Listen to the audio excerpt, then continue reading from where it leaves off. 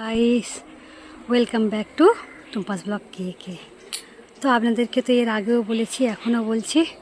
তো দেখতেই পাচ্ছেন এখন বাজে 4:49 নয় 4:40। আমি গেছিলাম রেশন তুলতে, রেশন তুলে এলাম আর ফোনে রিচার্জ করতে গিয়েছিলাম। তো আসার পথে দেখছি প্রচণ্ড মেঘ করে এসছে।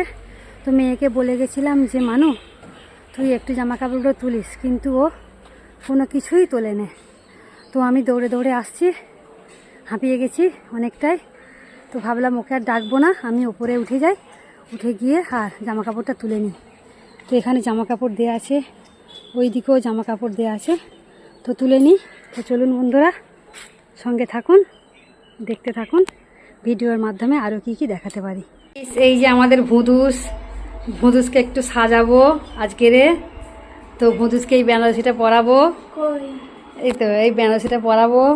আর তার সাথে গয়নাগাটি কিছু বের করেছি, এখনও ঠিকঠাক করে বের করিনি। প্রথমে সাজিয়ে নিই, নেওয়ার পরে আপনাদেরকে দেখাবো। চলুন আপনারা দেখুন কি সাজাই। তো বন্ধুরা, মেয়েকে সাজাতে বসেছি। মেয়ে আগে থেকেই বলে রেখেছিল মা আমাকে একদিন শাড়ি পরিয়ে দেবে। তা আমি বলেছিলাম এই এত গরমে তুই শাড়ি পরবি, সহ্য করতে পারবি? বলছে একদিন আমাকে পরিয়ে দাও না। তো আজকে কি মন গেল, বললাম ঠিক আছে আয়, আজকেই তোকে সাজিয়ে দেবো। বলছে আজকে আয়? হ্যাঁ আজকেই। বলছে আমি চুলে শ্যাম্পু আরে করিনি, কিছু করিনি। আরে থাক, চুলে শ্যাম্পু করতে লাগবে না, এমনি আমি চুল বেঁধে দেবো। তো দেখুন আমি ওই এরকমভাবেই বেঁধে দিচ্ছি, কি করব। তো শ্যাম্পু চুল হলে কী হয়, বাঁধতে সুবিধা হয়। আর শ্যাম্পু চুল হলে একটু বেশ সামনের দিকটা ফুলিয়ে দিলে ভালো ফোলে। তো যেমন হচ্ছে তেমনই করার চেষ্টা করছি, দেখতেই পাচ্ছেন। তো তার মধ্যে কিছু মানুষের আমি ভিডিও চালিয়ে রেখেছিলাম, মাঝে মাঝে আমি গিয়ে তাদের ভিডিওগুলোতে কমেন্ট করে আসছি দৌড়ে গিয়ে। আর এদিকে তাড়াতাড়ি করে দেখুন আমি চুলটা বাঁধার চেষ্টা করছি, কারণ অনেকটাই সময় চলে যাবে। আর দেবাঞ্জনের বাবা চান করে এসেছে, আমাকে বলছে একটা লুঙ্গি দাও, তোমরা তো ঘরের মধ্যে দুজনে মিলে ভিডিও করছো।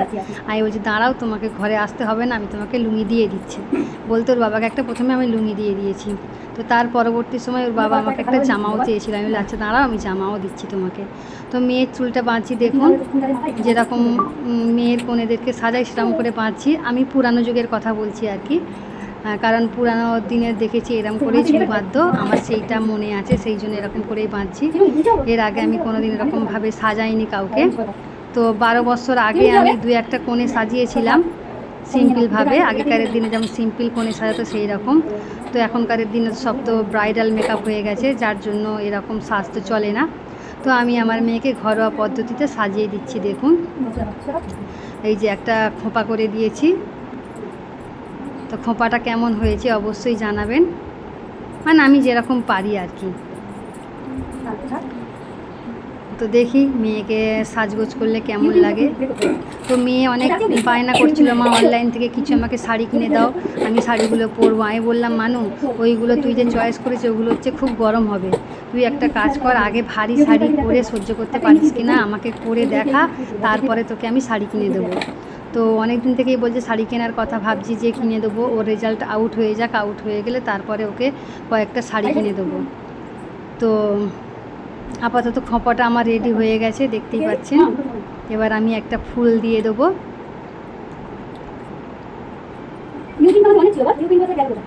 তো আমার কাছে সেরকম কোনো সাজের জিনিস নেই, যার কারণে আমার কাছে যা আছে আমি সেটুকু দিয়ে সাজিয়ে দেওয়ার চেষ্টা করছি। কারণ আমি তো থাকি কেরালায়, এখানে আমি বেশি সাজগোজ কিনি না, কারণ এখানে সাজগোজের ভীষণ দাম।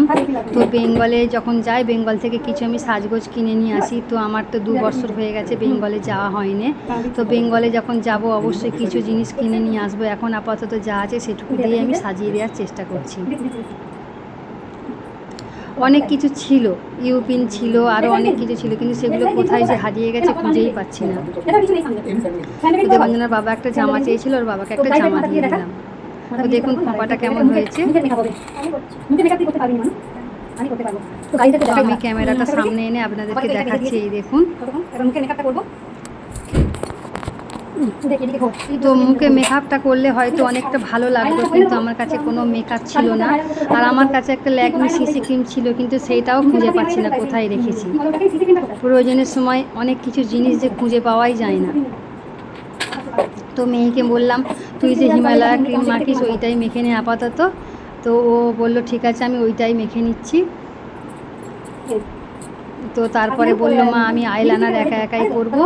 তাই বললাম ঠিক আছে, ও তো আমি পরাতে জানি না, তুই একা একাই পর। তো সেই জন্য ও একা একাই আইলাইনার পরছে, কাজল পরছে। এই দেখুন কাজল পরা হয়ে গেছে, আইলাইনার একটু একটু আইব্রোতে কাজল দিয়ে ও দিয়েছে। আর একটা টিপ পরতে বললাম, তো একটা টিপও পরছে। তো এবার আমি ওকে শাড়ি পরাবো, চলুন দেখি শাড়িটা পরিয়ে নিই। আর এই দেখুন শাড়িটা আমি পরাচ্ছি। তো সত্যি কথা বলতে কি আমি শাড়ি পরানোও ভুলে গেছি। আমার একটা মানে পছন্দ ছিল যে এইরকমভাবে পরাবো, তো সেইটা পরাতে পারিনি। আমি সেই পুরানো যুগের যেমন ডান দিকে করে পরাই সেরকম করেই পরিয়ে দিয়েছি। আমার একটা অন্য ধরনের পরানোর ইচ্ছা ছিল, কিন্তু সেইটা আমি করতেই পারছিলাম না। অনেক চেষ্টা করছিলাম কিন্তু ভুলে গেছি কেমন করে করে। আর ওই সময় হাতে সময়ও ছিল না যে আমি ফোন থেকে সার্চ করে দেখব যে শাড়ি পরানোর পদ্ধতিটা। মেয়েকে বলেছি পরের দিনে তোকে আমি পাতলা শাড়ি ওই রকমভাবে পরিয়ে দেবো। তো এখন আপাতত আমি পুরানো যুগের যেরকম করে বেনারসি পরাতো ওইরকম করেই পরিয়ে দেওয়ার চেষ্টা করছি। আর সত্যি কথা কি বন্ধুরা, এত মোটা শাড়ি আজকাল মনে আর চলে না, কারণ আমারই নিজেরই ভাল লাগছিল না। ভাবলাম মেয়ে কি করে সহ্য করবে। তো এইটা আমি কিনেছিলাম আজ থেকে 2 বছর আগে। তো সেটাই পরে আছে। আমি তো খুব একটা পরি না, কারণ এত মোটা শাড়ি আমার পরতে ভালো লাগে না। মাঝে মাঝে বিয়ে বাড়ি আরে হলে তখন আমি পরি, কিন্তু এত মোটা শাড়ি পরলেও যেন গরম লাগে প্রচণ্ড। তো দেখুন পুরানো স্টাইলে আমি পরানোর চেষ্টা করেছি। তো তাও হচ্ছে কি না আমি সেটাও বুঝতে পারছি না, কারণ অনেক দিন তো অভ্যাস নেই। কমসে কম 12 বছর এরকম ধরনের শাড়ি তো আমরা এখানে আর পরি না, যার জন্য অভ্যাসও নেই, ভুলে গেছি। তো যতটা পারছি করে দেওয়ার চেষ্টা করছি। মেয়ে যখন বলেছে শাড়ি পরবো, তো দেখাই যাক কেমন হয়।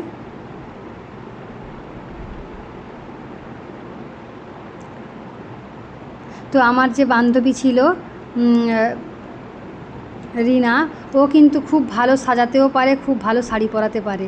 সেই জন্য ওকে ওই সময়টা খুব মিস করছিলাম, যে রিনা থাকলে হয়তো ভালো করে শাড়িটা পরে দিতে পারতো। ও হেবি সুন্দর করে করে শাড়ি পরাতে পারে, সাজগোজও করাতে পারে, কিন্তু আমি ওরকম পারি না। আপনারা তো দেখেছেন যে আমি সিম্পলভাবেই মানে সাজগোজ করি, সিম্পলভাবেই থাকি, কারণ যেটা পারি না সেটা আমি চেষ্টা করি না। তো একটা কোমর বন্ধনী ছিল, সেইটা আমি মেয়েকে পরিয়ে দিচ্ছি, কিন্তু ওর যে এসটা অনেকটা দূরে ছিল। তো সেইটা বললাম দাঁড়া খুলে নিই, এসটা খুলে নিয়ে দূরে করে দিই, কারণ শাড়ির সাথে দেবো তো, সেই জন্য একটু বড় মতো লাগবে। মেয়ে তো হাঁটতেই পারছে না ভালো করে।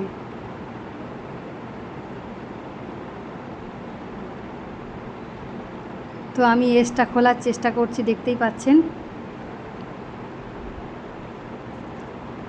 তো মোটামুটি যা সাজিয়েছি আপনারা অবশ্যই বলবেন যে কেমন হয়েছে।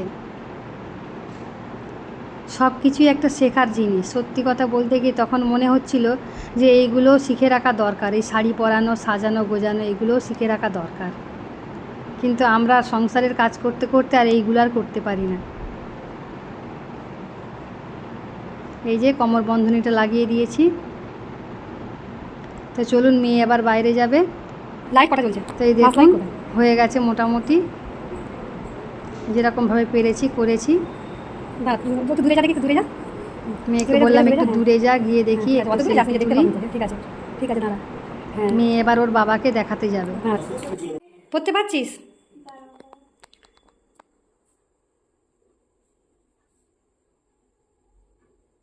পেরেছিস? কই দে, আমি টিপে। হয়েছে?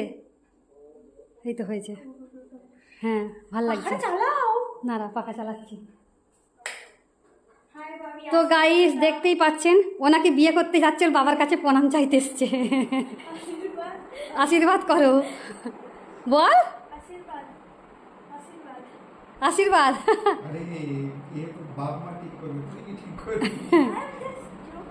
আর joking, oh I am joking. তো আমি শাড়িটা ঠিক পরাতে পারিনি হয়তো, কারণ আরও ভালো করে হয়তো পরানো যেত। হ্যাঁ, ঠিক হয়নি।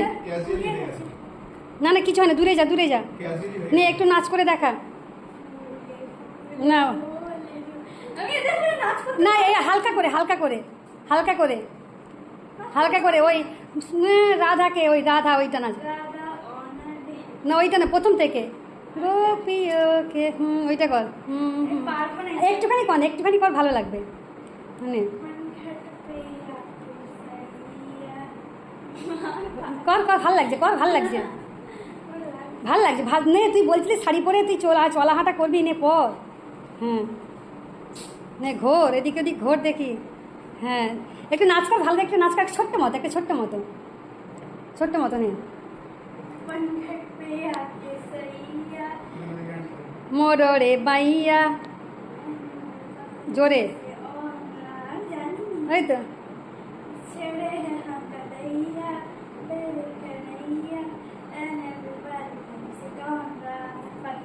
না না না, আরেকটুখানি, আরেকটু।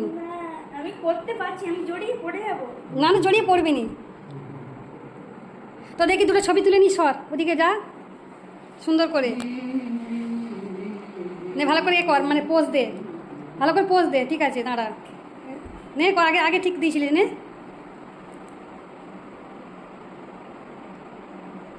শুকতে লাগছে, ভালো ঠিক এরম এরম করে নে, নে ভালো করে। না না, ওরকম ভালো লাগবে না। তো গাইস, মেয়েকে তো সাজাগোজা করালাম, মেয়ের বাবার সাথে একটু নাটখাট করলো, দেখতেই পেলেন। তো আজকের মতো তাহলে ভিডিওটা আমি এখানেই সমাপ্ত করে দেব। সবাই ভালো থাকবেন, সুস্থ থাকবেন এই কামনা করি। আবার নেক্সট ব্লগ নিয়ে চলে আসবো, ততক্ষণ দেখতে থাকুন, সঙ্গে থাকুন। আর ভালো লাগলে লাইক, কমেন্ট, শেয়ার করতে অবশ্যই ভুলবেন না। আর যে সকল বন্ধুরা আমাকে বন্ধু করেননি, প্লিজ ঝটপট করে বন্ধু করে নেবেন। পাশে থাকা বেল বাটনটা অবশ্যই প্রেস করে দেবেন, যাতে নতুন নতুন ভিডিও যখনই আমি আপলোড করবো তখনই পৌঁছে যাবে। তো চলুন, আজকের মতো বিদায় নিচ্ছি, আবার আসবো।